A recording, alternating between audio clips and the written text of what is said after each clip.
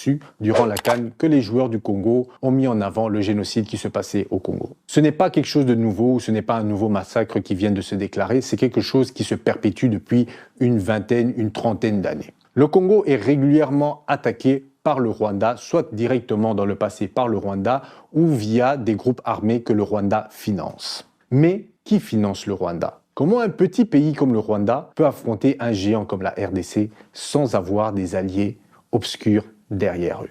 Lorsqu'il y a un crime, qu'est-ce que l'enquêteur se pose comme question?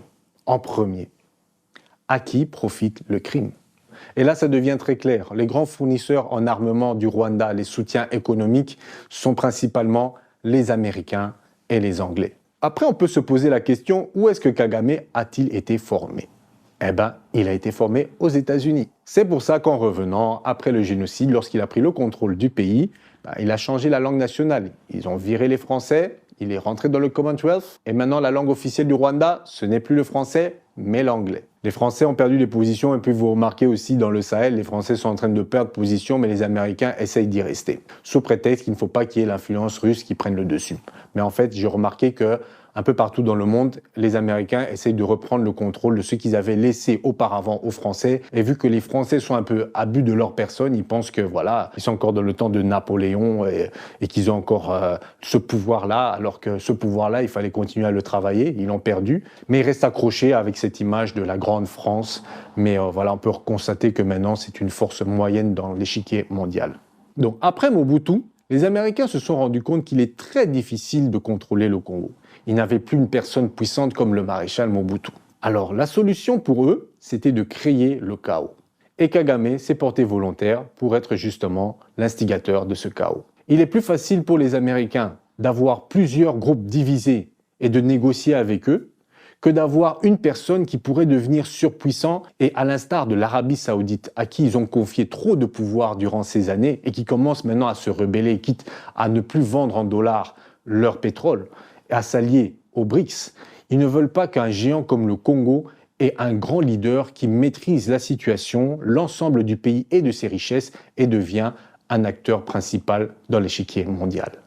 Et c'est comme ça que les États-Unis, avec l'Angleterre, ont commencé à financer le Rwanda qui a commencé à déstabiliser le Congo pour pouvoir extraire les minerais.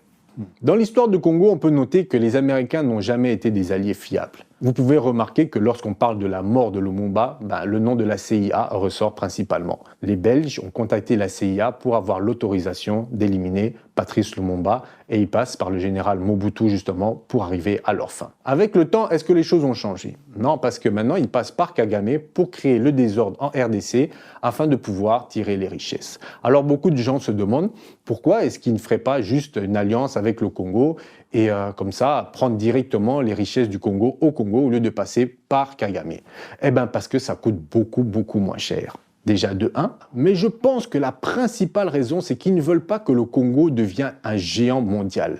Ils ont fait l'erreur dans le passé avec l'Arabie Saoudite, avec les Émirats, en négociant 50-50 les bénéfices du pétrole. Je vous rappelle que les pays africains, souvent pour leurs minerais, c'était 10% pour l'État et puis 90% pour les entreprises. Certains montaient à 20%, mais il y avait vraiment une escroquerie. Ce qui n'est pas arrivé avec les États d'Arabie, où eux ont dit non, 50-50. Et quand les Américains ont dit non, ce n'est pas possible, vous voyez, dans l'économie, selon nos calculs.